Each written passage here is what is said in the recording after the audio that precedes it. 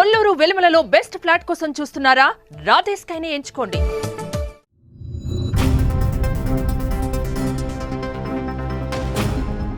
ఆ యువకుడికి 34 ఏళ్ళు వచ్చేశాయి. పెళ్లి కాలేదు. ఎందుకనో ఏ పిల్లకి పిల్లాడు నచ్చడం లేదు. ఈ తరుణంలో ఓ పెళ్లి బ్రోకర్ అమ్మ మనోడికి పిల్లని చూసేసింది. పెళ్లి డేట్ కూడా ఆమె ఫిక్స్ చేసేసింది. మరి ఆ పెళ్లి ఎలా జరిగింది?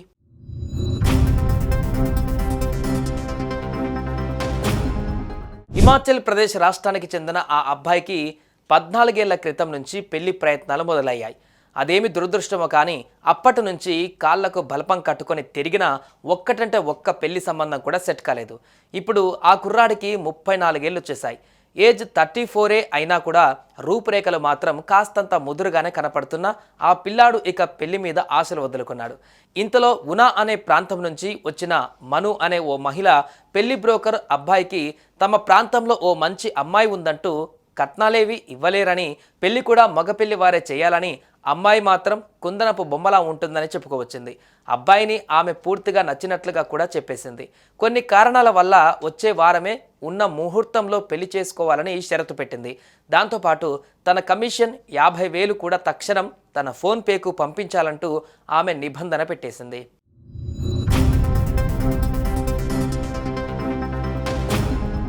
పెళ్లి కూతుర్ని ఫోటోలో తప్ప డైరెక్ట్గా చూడలేదు. అమ్మాయి ఉంటున్న ఇల్లెక్కడా అని కూడా పట్టించుకోలేదు. అయితే ఫోన్లో మాత్రం పెళ్లి కూతురుతో మాట్లాడాడు. ఆమె తీయటి కంఠం విని మైమరిచిపోయాడు.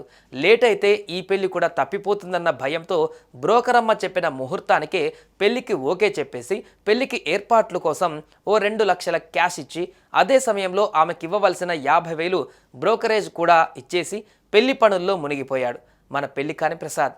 పెళ్లి రోజు రానే వచ్చేసింది. ఆ ముందు రోజు మంది మార్బలంతో కలిసి బంధువులందరినీ వెంట పెట్టుకొని ఉనా గ్రామ పొలిమేర్ల నుంచే భారత్ చేసుకుంటూ పెళ్లి కొడుకు బంధువులు డ్యాన్సులు వేసుకుంటూ ఆనందంగా కదిలారు. అయితే పెళ్లి కూతురు ఇల్లు తెలియకపోవడంతో పెళ్లి కూతురు ఇంటి అడ్రస్ కోసం అడుగుతూ ఊరేగింపుగా ముందుకు కదిలారు. ఎవరిని అడిగినా సరే అలాంటి పేరు గల పెళ్లి కూతురు కానీ, ఆ గ్రామంలో అసలు పెళ్లి హడావిడి ఉన్న ఇల్లు కానీ లేదంటూ స్థానికులు పెద్దవి విరిచారు.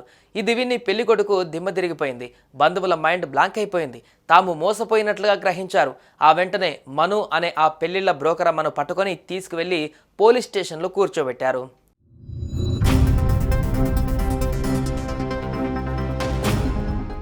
ఏమాత్రం డీటెయిల్స్ తెలుసుకోకుండా పెళ్లి కూతురుని ఆమె ఇంటిని డైరెక్ట్గా చూడకుండా పెళ్లి తతంగమంతా నడిపిన పెళ్లి కొడుకు తొందరపాటు గురించి విని పోలీసులు ఇంతెత్తున లేచారు.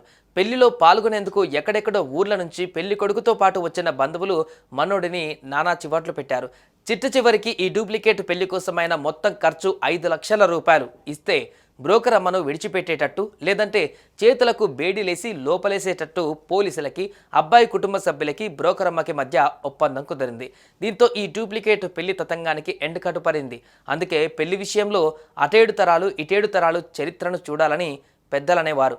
అంతేకాకపోయినా ఒక తరం వ్యవహారం ఏంటన్నదైనా తప్పకుండా చూసి తీరాలని ఈ హిమాచల్ బ్రాడ్ పెళ్లి చెప్పకనే చెబుతోంది. సో పెళ్లి కాని ప్రసాదులు జాగ్రత్త, మనో లాంటి కన్నింగ్ పెళ్లి బ్రోకర్లు ఉంటారు.